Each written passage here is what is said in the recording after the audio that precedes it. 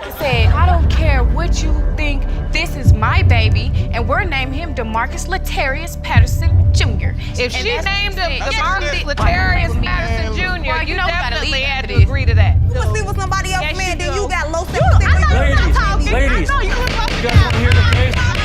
Let's get some You order. find out who your Let's fucking get nigga some is. order. What's up?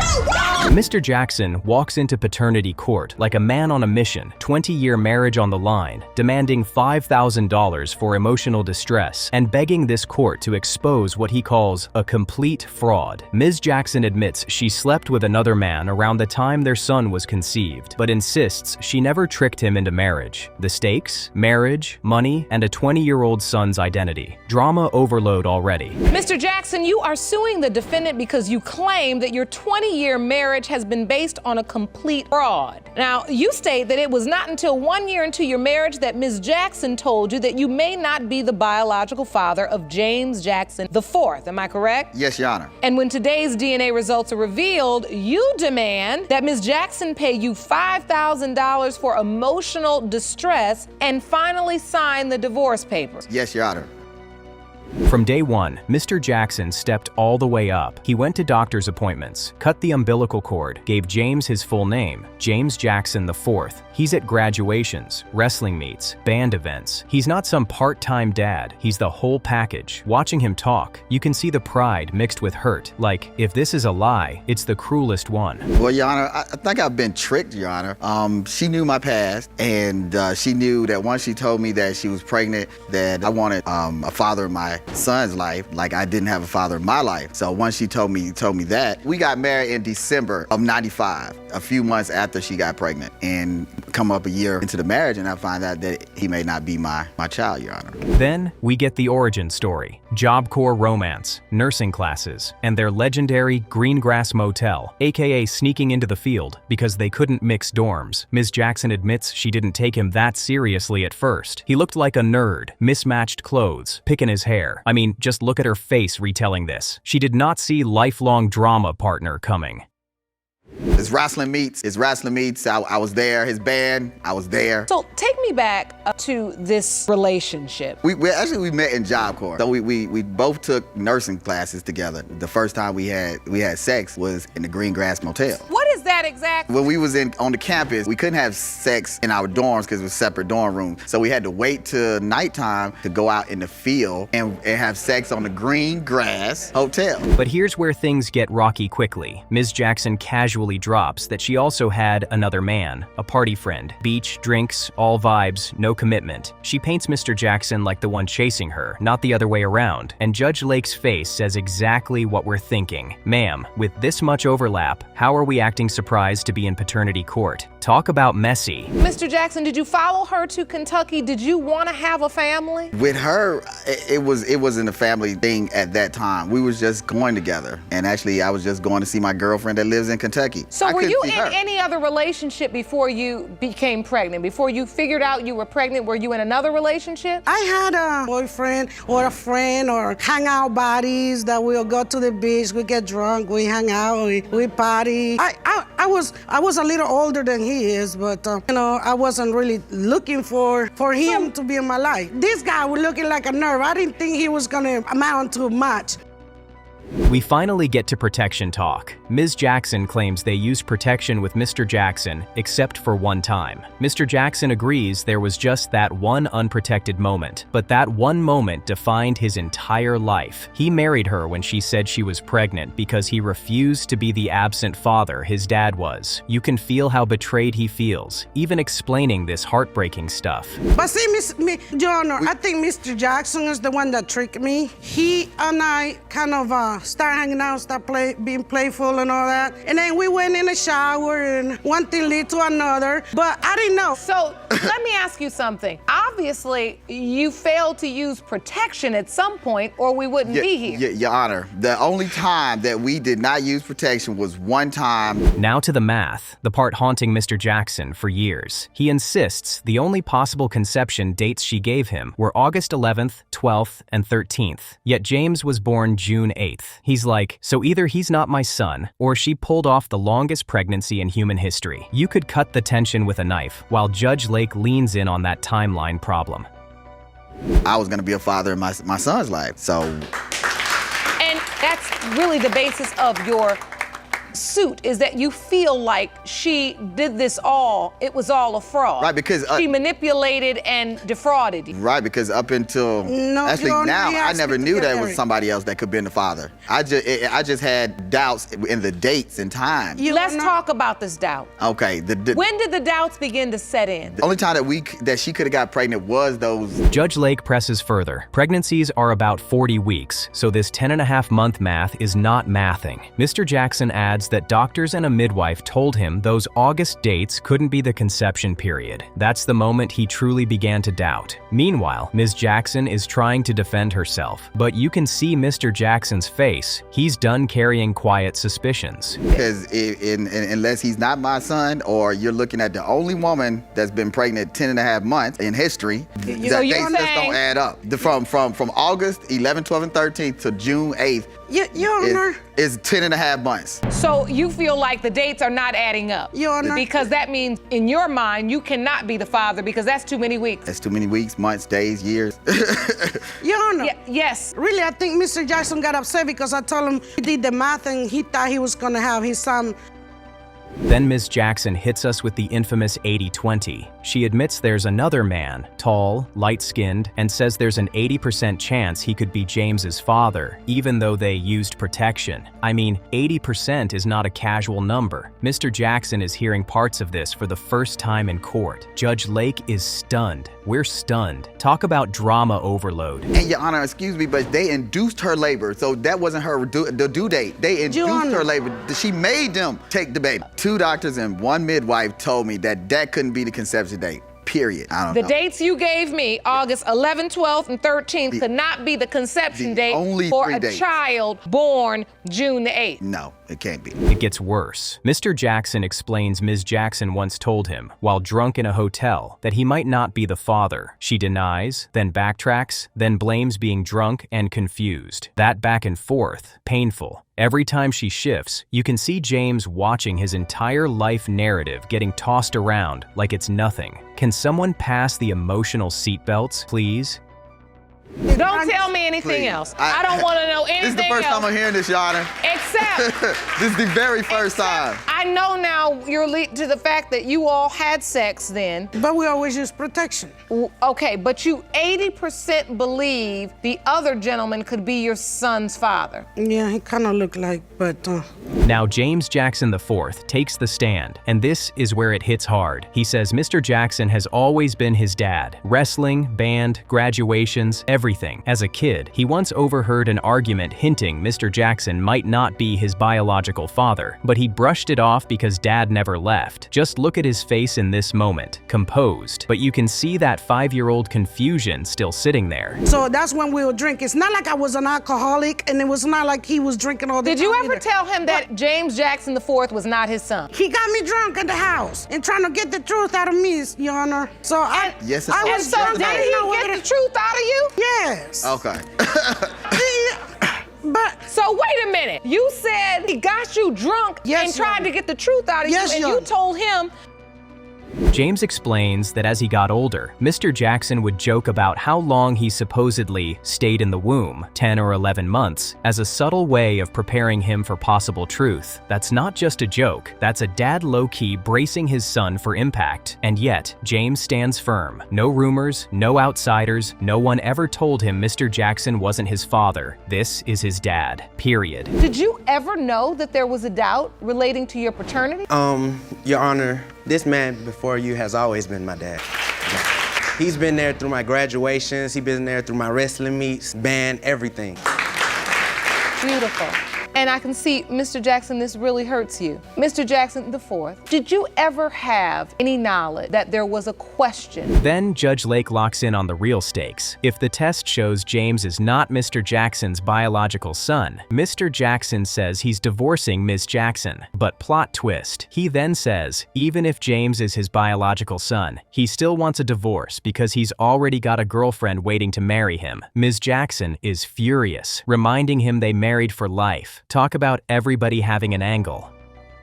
Pay no attention to it because he will always be there for me. So I would think it was just a petty thing to say during arguments, you know? He would be downstairs and my mom would be upstairs. And I would think it was just, you know, a little doghouse, you know, him, you know, get his punishment for the arguments or whatever. Ms. Jackson refuses to sign the divorce papers and flat out says she will not pay a dime to help him marry someone else. The courtroom energy right now, nuclear. You've got paternity doubts, a 20-year marriage, another possible father, a committed son, and a husband already planning his next wedding. And that's when Judge Lake finally says she's heard enough and calls for the results. Cue the drum roll. For example, he would sit me down and say, how long does a baby stays in the womb? And I would say 9 months. He was like, well, it took you 11 or 10. And I would say, as he's older now. As I'm older, as I can understand things more better. So I guess he was trying to prepare me. But it would be brief conversations so I wouldn't be too heavily on the fact.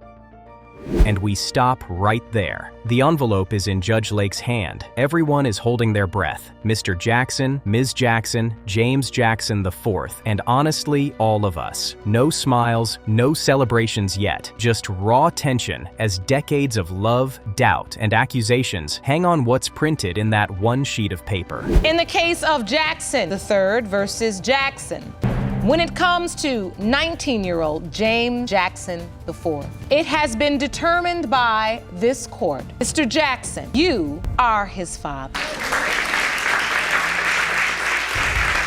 It's about to get wild in paternity court, y'all. Ms. Austin is back, for the third time, with Mr. Wallace. And if that's not deja vu, I don't know what is last time. She came to prove he was the father of one child. Now, it's her 9-month-old son, Ronnell, on the line. Judge Lake can barely believe she's seeing these two again. And from the look on her face, she's already over it. Ms. Austin, this is your third time here in our courtroom with Mr. Wallace and Ms. Roberts. Previously, you were here because Mr. Wallace questioned the paternity of your other child, but now you find yourself in the same situation. Today, you say you need to prove to Mr. Wallace that he is the father of your 9-month-old son, Ronnell, so that he can begin to step up and be a father. So here's the tea. Ms. Austin says she's here to finally make Mr. Wallace step up as a dad. But Mr. Wallace, he's back in court, acting like he's starring in his own soap opera, talking about multiple reasons to doubt while sitting next to his girlfriend, Ms. Roberts, like everything's fine. Spoiler alert, it's not. Mr. Wallace, you claim you have multiple reasons to doubt when it comes to whether or not you are the biological father of this child, and hope today is your last visit to this courtroom. Let's take a look at what happened the last time you all were here. I thought Ronnell got himself together. Judge Lake reminds us this is not their first rodeo. We flash back to their last case, where Wallace was proven the father of another child, and yet somehow he's back here again. The man even admitted on national TV that he loves his kids, but shouldn't have gotten married. I mean, you can't make this stuff up. Ronnell, Yes, Mr. ma'am. Wallace. So now, Mr. Wallace, you back with Miss Roberts, Yes, ma'am. but you still going back and forth between the two women because she's pregnant now and the baby could potentially be yours? Yes. Because let me just say something, because last time I talked to you on the phone, you know I called you one day. You had your kids, you sounded so happy. Ms. Austin, bless her heart, tells Judge Lake things were good for like 2 minutes after the last hearing, but then chaos struck again. She says Wallace started bouncing between her and Ms. Roberts like a ping pong ball, and to make it even juicier, both women ended up pregnant again. Judge Lake's face says it all, pure disbelief. When people ask me some of the cases that mean the most to me, you're one of the people. And so I have to say before I even start today, I'm so mad you all back up in here. So, Miss Austin, I have to ask you, what has happened since the last time you all were here? Since the last time we was here, everything started out okay, but we all knew that wasn't gonna last long. Ronnell Wallace was still bouncing back from me and Kendra. When Judge Lake asks what happened, Ms. Austin tries to laugh it off, but the judge isn't having it. It's not funny, she says, calling out that smirk on Austin's face. And honestly, she's right. This whole situation is just sad. Even Austin admits she's disgusted with herself for being back in court for the same reason. First of all, I don't know if it's because you're nervous, Miss Austin, which, look, I wouldn't blame you if you were, but it's not funny. I keep seeing a smirk on your face. You know when it's sad. Because it's sad that I'm back here again. You're disgusted with yourself that you're back here. Yeah, for the same reason. I can see behind your eyes the hurt. And the baby could potentially be yours? Yes. And the child that we are dealing with in terms of the paternity results today. And then, Mr. Wallace decides it's his time to talk. He accuses Ms. Austin of being very promiscuous and even confesses to putting spyware on her phone to monitor her texts. Yep, you heard that right. He installed digital surveillance like he's working for the FBI. The audience gasps. Ms. Austin fires back instantly. Where's your proof? Mr. Wallace has been going back and forth between you two women, and you two women are still falling for it. Why is there a doubt then, Mr. Wallace, as to whether or not her child is your child if you've been having babies with both of these women back and forth all this time? Because she's very promiscuous. When we was together, I had installed, it was like spyware on her phone. Things get heated, fast. Ms. Austin says she never cheated. Wallace keeps insisting she did, and suddenly he calls her a slut right in court. The entire room goes silent. Judge Lake stops the show, her tone turning sharp. You will speak to women respectfully. The courtroom tension, you could slice it with a butter knife. Ms. Austin, were you sleeping with these men? No. Lie detector me, please, right now. How is you can't just be involved with all these different men without doing Oh, I'm not you, just because you lay down with everybody who you talk to. Because that's what you do. You and the Lord know you a slut. No, you're a slut. Hold on. You're a slut. You're a slut. Mr. Wallace, You're a you slut. remember from the You're a last time slut. you were here. Ms. Austin fires right back, asking the million-dollar question. If I'm all that, why you keep sleeping with me? Her voice is trembling, but fierce. Mr. Wallace shrugs and says, easy access. The audience collectively gasps. Even Ms. Roberts looks like she wants to disappear under the bench. You sleep with somebody else, Yes, man, you then do. you got low self-esteem. Ladies, you guys want to hear the case? Let's get some order. Let's get some order.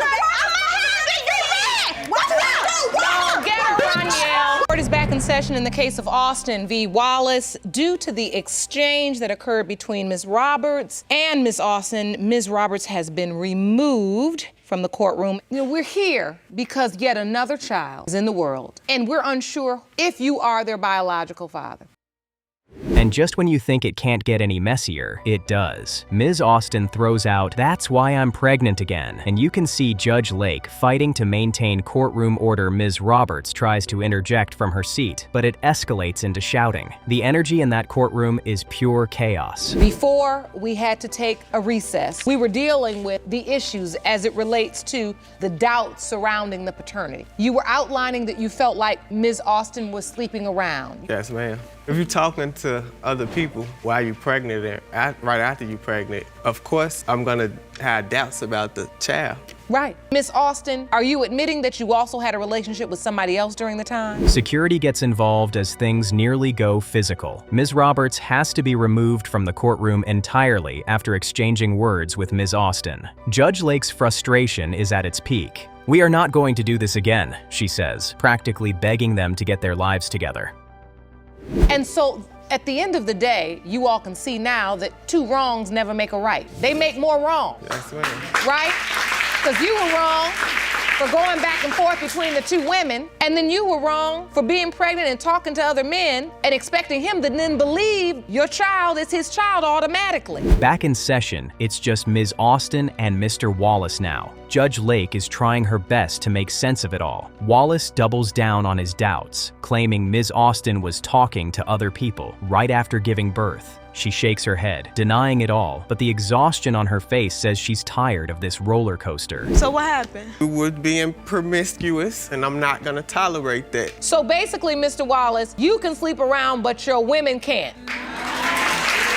Mr. Wallace, I see right now, not much has changed since the last time we were here. I was hoping that it would. Another thing that hasn't changed, that there's another child, paternity's in question, and you are a possible father.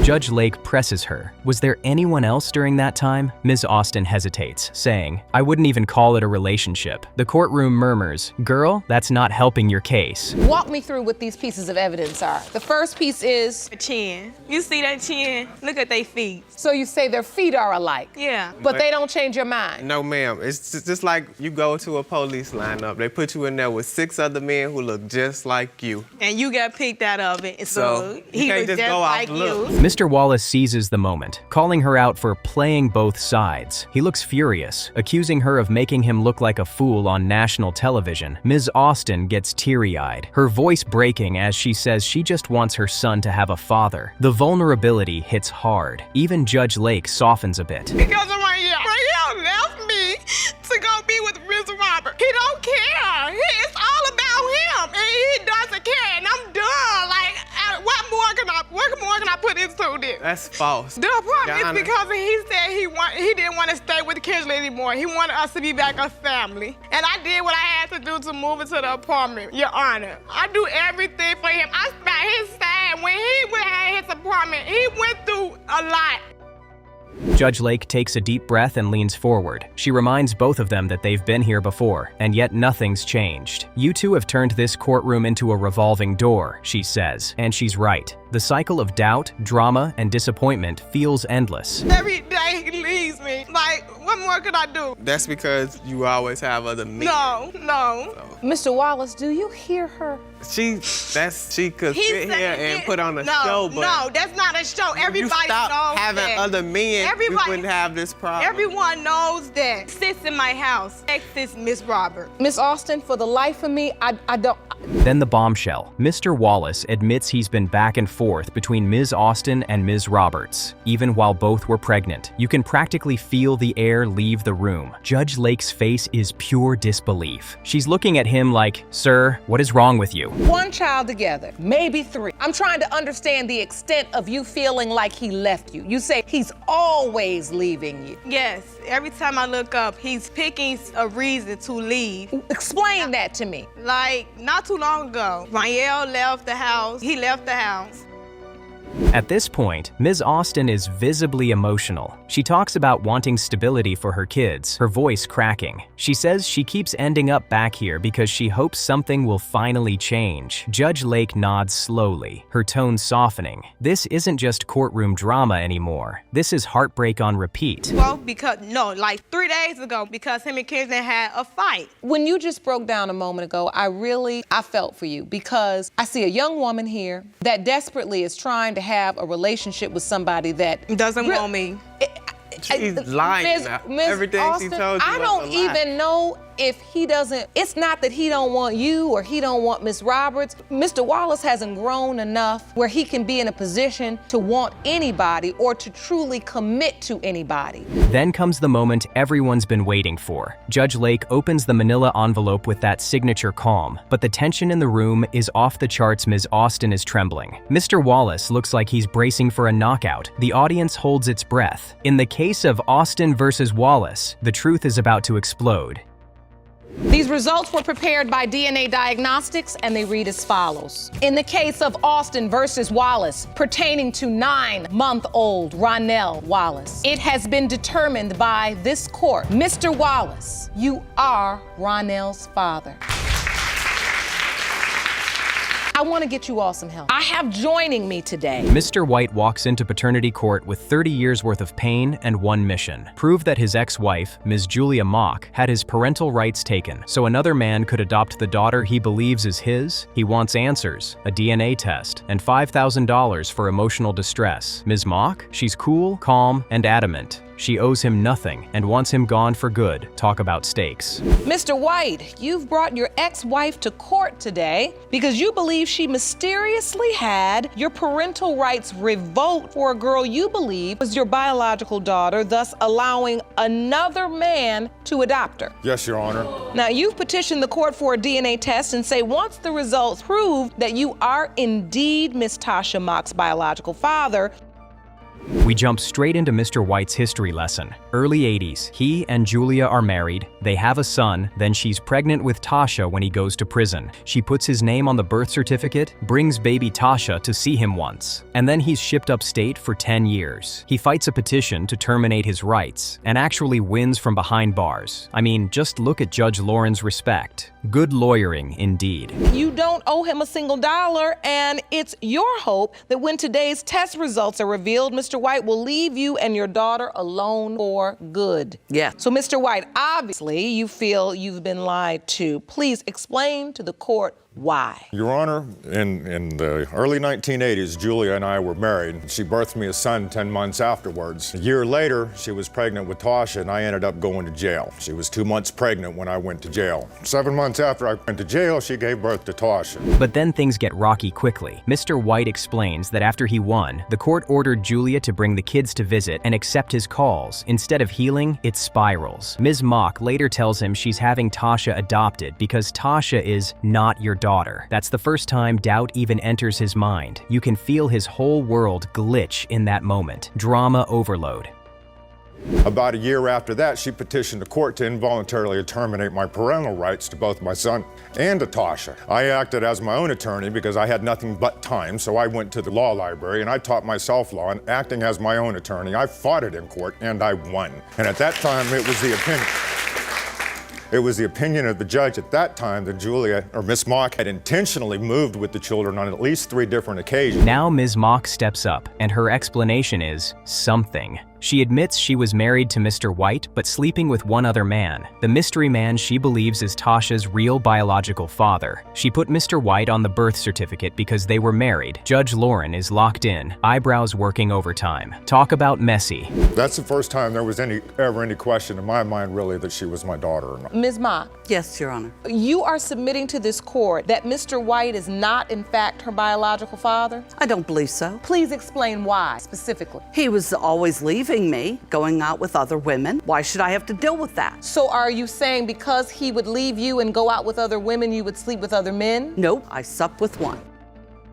Then we get Tasha's side, and this is where your heart tightens. Growing up, she believed her adoptive father was her real dad. Then, as a kid, she overhears her grandmother mention another possible father. Later, after her brother passes, she finds adoption papers saying Don White is not her father. You can see the confusion and betrayal all over her face. Heartbreaking stuff. So therefore, it's your belief that you were sleeping with this man that truly is Miss Mock's biological father, but because you were married to Mr. White, you put his name on the birth certificate? Yes, because the other gentleman walked out of my life too. Miss Mock, Yes, Your Honor. who did you actually think was your father? As a teenager, she finds her birth certificate with Mr. White's last name. When she confronts her mother, Julia brushes it off with, "You're a mock now." No denial, no clarity, just identity whiplash. Julia then admits she stopped taking Tasha to see Mr. White in prison, remarried, and let her new husband adopt Tasha. And somehow, no one can quite explain how that adoption happened with Mr. White's rights previously restored. Yes, when I was 16, I had found a birth certificate. My mother and I were going through a trunk, and we found my birth certificate, and on it had Mr. White's last name. Did you question your mother? Oh, absolutely. And she stated just that I was a mock now. So she basically didn't deny the fact that this man, Mr. White, was your father on your birth certificate, but she just said you're a mock now? Mr. White is fired up. He tells the court the Indiana County Court allowed an adoption, even though he never willingly relinquished his rights. He believes he was cut out illegally, robbed of 30 years with his daughter, and she was robbed of knowing her natural father. You could cut this tension with a knife. The way he looks at Tasha, that's not an act. Illegally allowed Tasha to be adopted. These people have accosted me 30 years of being able to experience with my daughter growing up. They've denied her the right to know her natural father. This is a God-given right to everybody. Ma, what's the motive behind all of this? I was trying to protect them. So you were trying to protect your children because you didn't want them to have to go back and forth to jail to visit their father, or were you trying to protect Tasha because you didn't believe Mr. White was her father? Judge Lauren shifts to Ms. Mock's motive. Was this really about protecting the children from prison visits, or about making sure Mr. White was erased? Julia claims it was partly protection and partly believing he wasn't the father. Then attention turns back to Tasha. When did she decide she needed the truth? That's when this case stops being legal drama and turns deeply personal. Tasha, I have to ask you, at what point did you just decide, I want to know the truth? Well, when I was 26, I was diagnosed with multiple sclerosis, and I put a lot of thought into it. I was blind and I couldn't walk, so I had nothing but time to sit and think about it. And then when I had turned 28, I got my vision back. Tasha explains she was diagnosed with multiple sclerosis in her mid-20s, blind, unable to walk, stuck with her thoughts. She started questioning everything: health history, identity, bloodlines. Eventually, at 29, she tracks down Mr. White on Facebook, messages him, and drops the bomb. "I was born Tasha Renee White. Are you my father?" His reaction? He gets on the road to see her within hours. I mean, just look at that reaction. How did it feel when you first saw her? I don't know the words to express it because there was such a warmth and a flood to come over me when I got to wrap my arms around her. It was like nothing in the world mattered at that point. You know, it's a 30-year battle is over. I finally won. That's how I felt. You say these 30 years have been filled with so much pain. Yes, they have. I lost my only son. The first time I saw her was at my son's funeral. Their first real meeting after decades apart is emotional. Mr. White describes holding her and feeling like a 30-year battle was finally over. You can see him clinging to that moment, like proof that all his fighting meant something. Tasha, though, is still guarded. This man is a stranger and a maybe father rolled into one. The emotional mismatch here? Who? To get in touch with me is because she thought I'd be mad as hell. I said, I understand you were an angry 14-year-old girl that just lost your best friend in the world. Mr. White, can you please explain to the court and to Ms. Mock the basis of your suit? Well, Your Honor, I believe that the emotional distress that I've been put through by the obvious deception by Mrs. Mock is well worth the $5,000 I'm asking for emotional distress. Then Mr. White lays out his $5,000 claim. He says Ms. Mock's deception caused emotional distress, and he wants that money to invest in Tasha's child's future, his possible granddaughter. Meanwhile, Julia is not having it. She snaps back that she worked shifts, babysat, took the kids camping, did it all alone, and if anything, he owes her. She's gripping that podium like it's evidence exhibit A.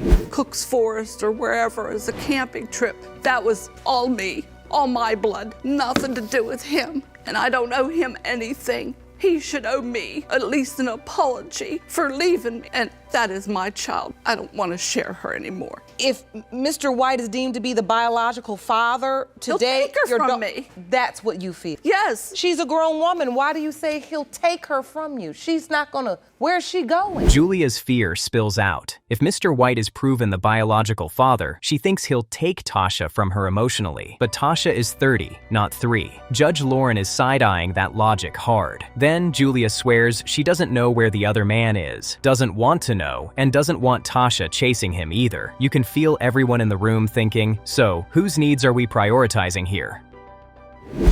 She has a father. He adopted her. Do you understand the need, the desire, yes, the longing in her to know who her biological father is? Yes. And as her mother, is there a part of you that wants to provide, to fulfill that need? Yes. That's a natural mother's instinct. Yes, I do. I only want my daughter to be happy because of her illness. I don't know how long she's going to be on this earth. Judge Lauren zeroes in. She acknowledges Julia's pain, but calls out the contradiction. You say you want your daughter happy, yet you're blocking the truth about her biological father Tasha's illness, her need for medical history, her longing to belong. It all collides with her mother's unresolved hurt. Julia breaks, crying that she only wants her daughter happy because she doesn't know how long she'll have her heavy. You want to make your daughter happy and do what's necessary to make sure she gets the information she needs to be able to live a happy life. On the other hand, if you have to help her find another gentleman that may potentially be her biological father, you're not willing to help. That doesn't make any sense.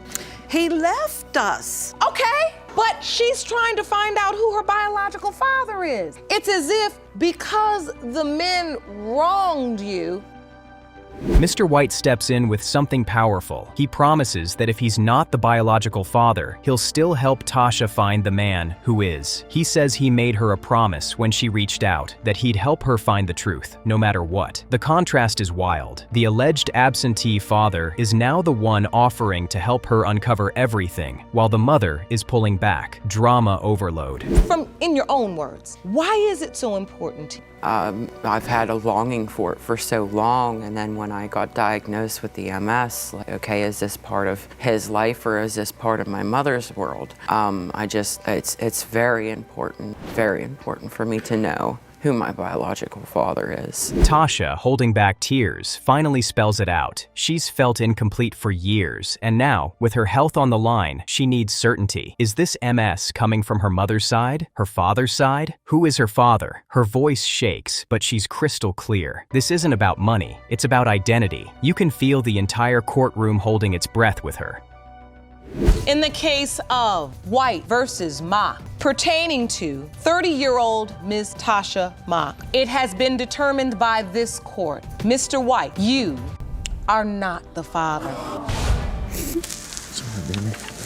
Judge Lauren senses the weight of the moment and invites Tasha to stand next to Mr. White as she prepares to read the DNA results. The envelope is in her hands. Tasha is literally between the man who raised her in his heart and the mother who controlled the narrative for 30 years. Cue the drum roll, because whatever is on that paper is about to change everything. Are you okay? Mr. White, are you all right? Yes, Your Honor, I will be.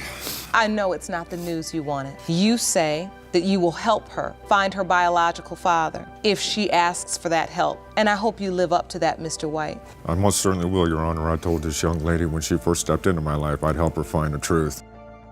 Imagine walking into paternity court, fighting to keep your spot as dad. That's Mr. DeMarcus Patterson. He named 4-year-old DeMarcus Jr., raised him, loved him, and now the child's own mother, Ms. Kaylin Knight, is saying, he might belong to someone else. You can already see DeMarcus clenching that podium like it's shared custody. Talk about messy already. Mr. Patterson, you opened your case today to prove that you are 4-year-old DeMarcus Patterson Jr.'s biological father. You named him and have cared for your junior since birth and are furious the defendant now claims another man is his father. Is this correct? Yes, Your Honor. Right away, DeMarcus explains he was there from second one, literally. He talks about DJ coming out, crying, then locking eyes with him and instantly calming down. You can see how deep that memory hits him. He's glowing. Judge Lake is nodding, and I mean, just look at that reaction. This man is certain that's his son, at least emotionally.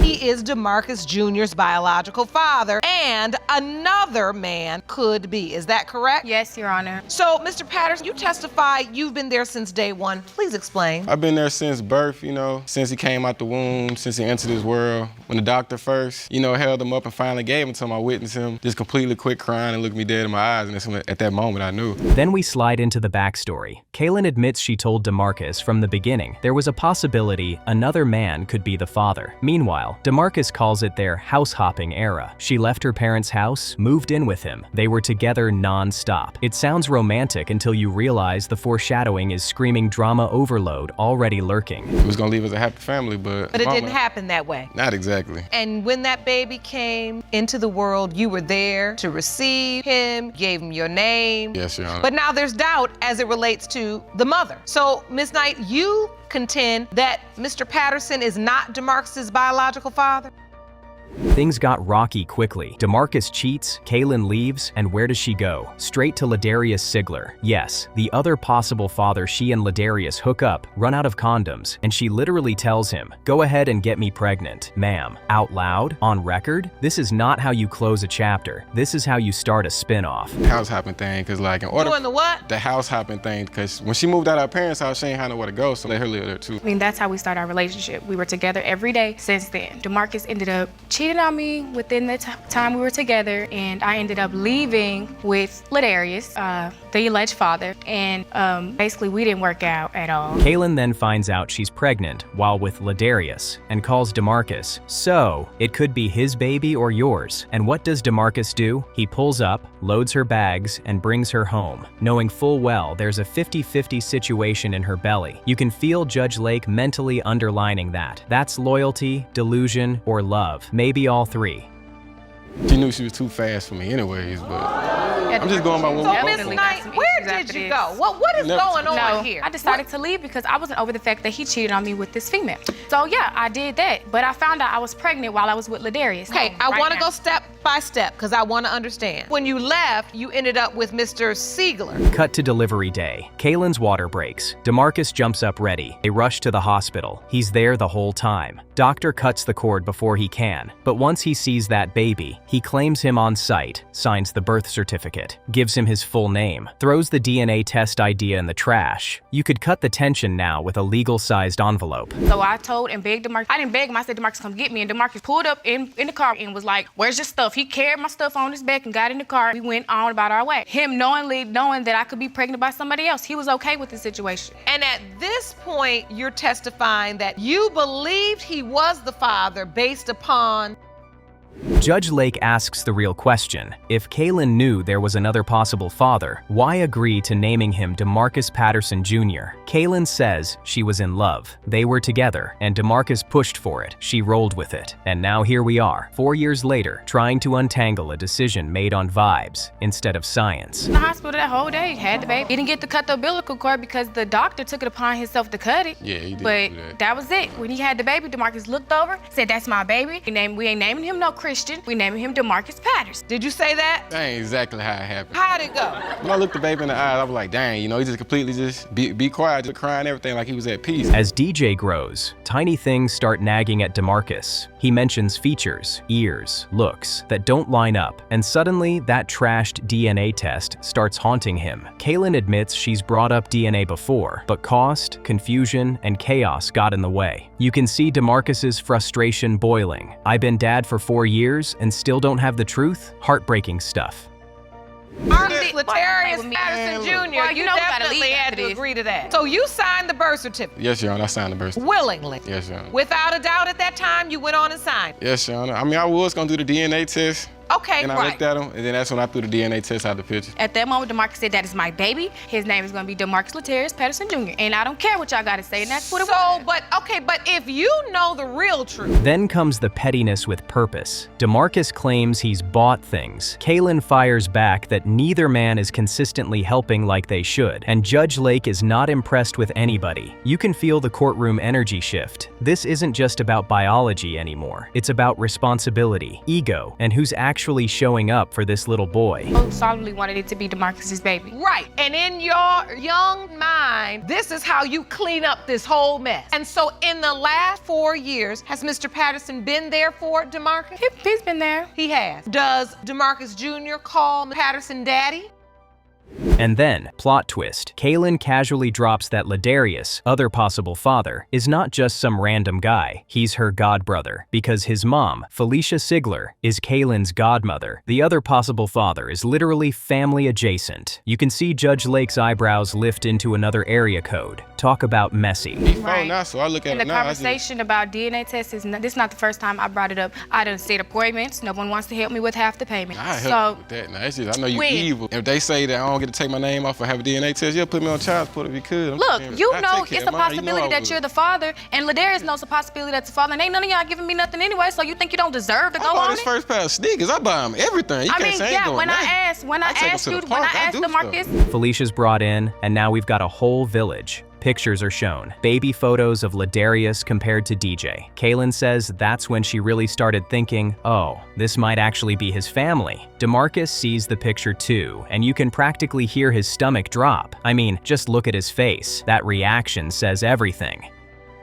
You gestured and said you decided to let Felicia, that is your witness here. My godmom. That's Mr. Sigler's mother. Right. So that's the other guy's mother. Right. And so you said Miss Sigler is your godmother. Right. So the other possible father is your godbrother? Right. Oh. Ladarius. Kaylin explains that once that resemblance hit, she opened the door for Ladarius and his side of the family to be involved. Everybody's loving this kid. She calls it one big happy family. DeMarcus calls Cap instantly. And honestly, the tension between their versions, you could slice it. That's the And you submitted that picture to the court. Right. Let's take a look at that. This is a picture of Miss Sigler as a baby. It's the other one. That didn't do much for me. The other one did. And this is DeMarcus Jr. Right. That's the one she sent me, and me and DeMarcus sat in the car and was like, that's DJ. And when you saw those pictures, That's you when felt like... when I really started letting him in DJ's life. That's when Mama came and got him. Enter Ladarius Sigler. Judge Lake confirms he understands DJ has DeMarcus's last name, but might have his DNA. Ladarius says he truly believes he's the father. He reminds everyone he was the one who first told Kaylin she might be pregnant, took her to the clinic, and knew from early on there was a chance he's calm, but those eyes locked in. They told me I got pregnant August 28th through the 2nd, or the 3rd of September. I was with DeMarcus August 28th, but by the 2nd of September, I was with Ladarius. So I didn't know. I honestly did not know. So it was that soon after. Don't act like it's crazy. You knew. Before we go any further, I think it's time I hear from Mr. Sigler. Jerome, can you please escort Mr. Sigler into the courtroom? Ladarius admits he wasn't at doctor's visits, wasn't there for the birth, but when he finally met DJ around 3 months old, he got attached fast. Now DJ knows both men. Ladarius doesn't want this boy growing up confused or resenting anyone. And honestly, the way he talks about DJ, you can feel it. This isn't casual. Do you believe you are DeMarcus Jr.'s biological father? Yes, ma'am. Yes, Your Honor. You do? Yes, Your Honor. Why do you believe that? In the midst of me and Kaylin having dealings or intimacy, I was the one who told her she was pregnant. And when I told her she was pregnant, she said, well, if you feel like that, take me to the clinic. So I did. So when we got back from that situation, we had conflict. She like, it could possibly be his. It could possibly be yours. Then comes the gut punch. Kaylin confirms DJ calls both men daddy. Judge Lake nearly levitates. 2 men, 1 child, 1 title. DeMarcus tries to play it cool, but admits it weighs on him. Kaylin throws in that no matter what, DeMarcus ain't going nowhere, which only makes the situation more intense. Can someone pass a manual for emotional damage? And he was 3 months old when I first met DeMarcus. He was 3 months. So I did gang attachment to him as well, but I understood the situation. It come down to, is this baby? We want to know, he want to know, he need to know, we need to know. Before it get any farther, get out of hand. Judge Lake steps in like the voice of reason we all need. She lays out the stakes. If DeMarcus isn't the biological father, his name is still on that birth certificate. If he is, then why is DJ calling another man daddy? If Ladarius is ruled out, those bonds still exist. Either way, DJ is tangled in adult decisions he never asked for drama overload, with real consequences. The love that I have for him is the same love that he have for me. I know one thing about this young man. If don't nobody else love me, he gonna love me. And so, Mr. Patterson, I have to ask you, how do you feel knowing that your son is calling another man daddy too? With all emotions spilling, DeMarcus hurt, but standing strong, Ladarius hopeful, Kaylin defensive, but clearly overwhelmed. Judge Lake decides it's time she asks if they're ready for the results. Ladarius is so nervous, he says he'd rather step out than hear it if it's not what he hopes. You can feel every heartbeat in that room sync up, cue the drum roll. With that said, I think it's time we get the results. Jerome, before I open this envelope, are you ready for this? Have you prepared yourself? No, ma'am. So you're being honest, Mr. Sigler. I'd rather step out.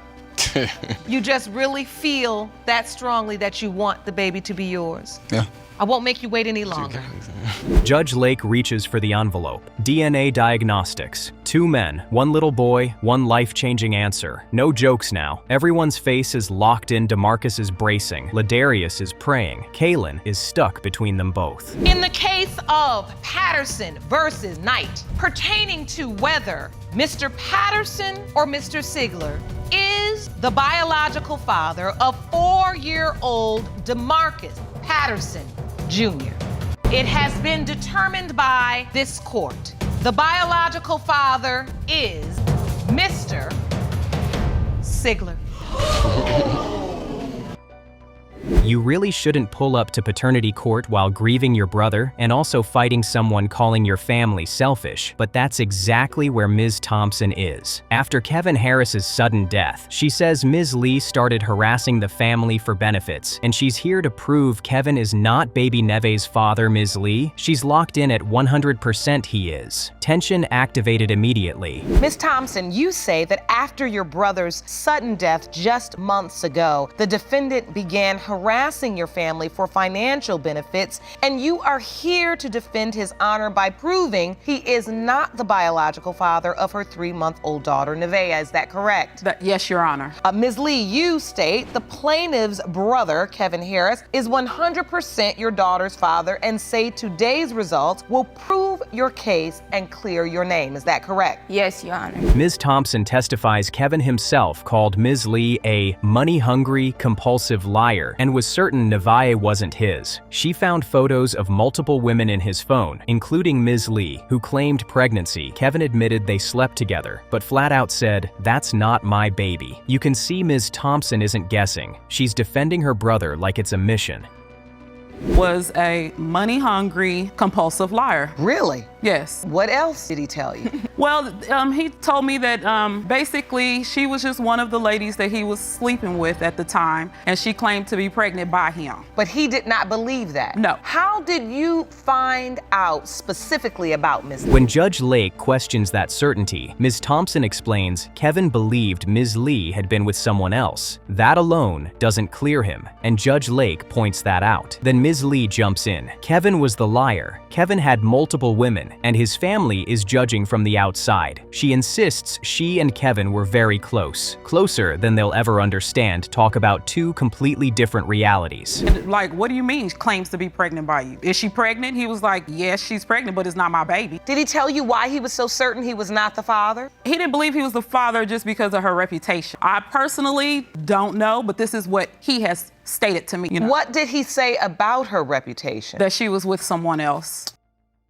Now, Ms. Lee gives her pregnancy story. She says Kevin picked her up from a hotel, they went to the house, they did what they did, she cleaned up and immediately threw up. She claims her body reacted and she just knew she was pregnant. Judge Lake's face is pure, be serious right now. I mean, just look at that reaction. Even the courtroom looks like they're trying not to laugh and cringe at the same time. Oh yeah, you can go Your pick Honor. them up and ride around, do whatever you do, but not around me. You were sleeping with him, right? Right, and I know exactly what happened when we got pregnant, what day, all of that. What happened? Tell me. Okay, ma'am, he called me and I was hanging out with some friends at a hotel. He came and got me, we went to the house. We did what we did. After that, I cleaned up, and after I cleaned up. Ms. Lee doubles down. She took 2 pregnancy tests the next day, both positive, and when she told Kevin, he instantly denied the baby. She blames his other women and image. Then, she claims a 6-year on and off relationship filled with promises and dreams. She keeps calling Judge Lake love out of habit, and Judge Lake very politely shuts that down. The vibe, chaotic situationship meets actual courtroom.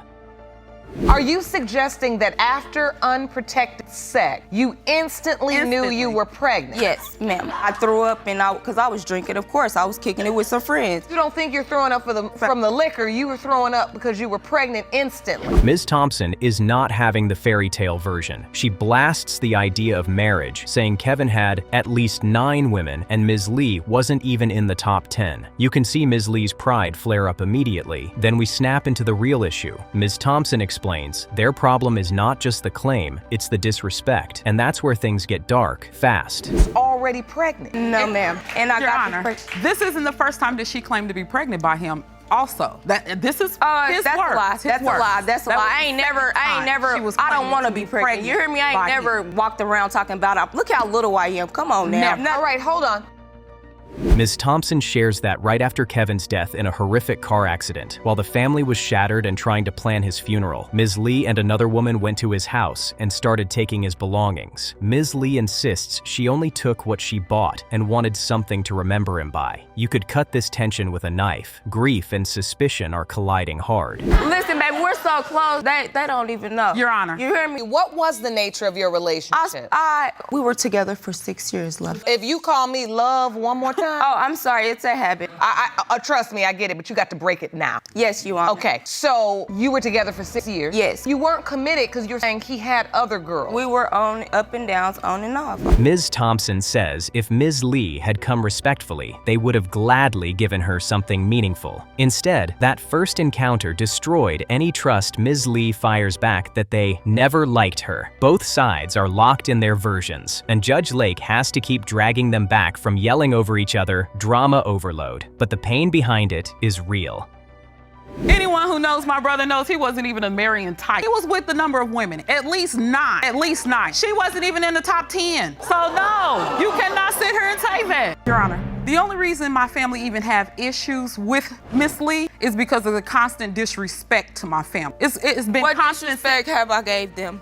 Then comes the infamous entitled moment. Ms. Thompson testifies that after a benefit barbecue to raise money to bury Kevin, a family member got a call from Ms. Lee allegedly asking, "When is the reading of the will? My baby's entitled to something." Ms. Lee shuts it down, says that's a lie, claims she only asked for Kevin's social security number so Neve could get benefits. One phrase, 2 stories, maximum side-eye. And I got my belongings No, I bought no, him, ma'am. which is No, the ma'am. Jordans that No, I bought ma'am. him for his birthday. No, a ma'am. Jordan shirt Your and Honor. some Jordan Your socks Honor. and the rest But they of the were stuff that I all bought. Hold on. Yeah. You purchased it. If you purchased them, you purchased those items for What him. happened? You're Ms. exactly Thompson? right, and he's dead and deceased, so I'm gonna take what I bought, of course. We find out Ms. Lee later called another family member again for the social security number. The family sees that as suspicious. Ms. Lee sees it as survival. She tearfully explains she's struggling with no help. Not a diaper, not a thing from them. Judge Lake steps in with real talk. If this is Kevin's child, Ms. Lee must not let pride or mess stop Neve from getting what she needs. The next day, I get up to start preparing to bury my little brother. And I get a phone call that Miss Lee and another one of his acquaintances went to his house and started collecting belongings that belonged to him. I did call her, found her, called her, asked her to return the things. She returned some of the things. It was just the principle, you know. It was a principle behind that, because if she would have came to us and just said, hey. Ms. Thompson clarifies their stance beautifully. They fully support benefits, diapers, help, everything. But from day one, she's asked for one simple thing, a DNA test. Until then, don't call demanding money. Ms. Lee admits she was offended, insisting she wasn't the one creeping. Judge Lake explains calmly. Kevin told his family the child wasn't his and never presented Ms. Lee as a committed partner. Of course, they'd ask for proof. You still don't know. Exactly. You think you I know nothing of you. Exactly right. So therefore, if she would have came to us in the proper way and asked for something, I promise you, she would have got something. And so your family in that moment felt respect. And that the initial meeting, the introduction went wrong. Exactly. First impression was destroyed. Exactly. Ms. Lee still can't understand why Kevin never brought her up to them. Then we bring in Ms. Lee's mother, Ms. Ebony. She testifies Kevin was around constantly, that her daughter was crazy about him, and that Kevin himself spoke like he was the father, asking if she was ready to be a grandma. Just look at Ms. Thompson's face here. She's hearing a version of Kevin she never saw. We're going to try to be present. Well, Your Honor, rewind back to when we're planning for his services and whatnot. Of course, he didn't have life insurance. So we did a benefit barbecue in his honor, and we had a lot of people that we grew up with, friends, family, and whatnot, come, and they donated so that we can bury my brother. And the day after the barbecue,